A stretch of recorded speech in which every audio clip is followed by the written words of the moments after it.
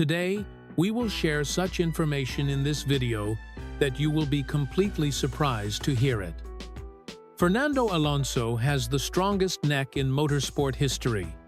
To prepare for the extreme G-forces of Formula One, he has a bizarre party trick where he can crack a walnut using only his neck muscles. He places the nut between his shoulder and his ear and crushes it. His neck measures around 45 centimeters, which is basically the size of a normal person's thigh. It looks terrifying, but it is the reason he is still racing at the highest level in his 40 seconds.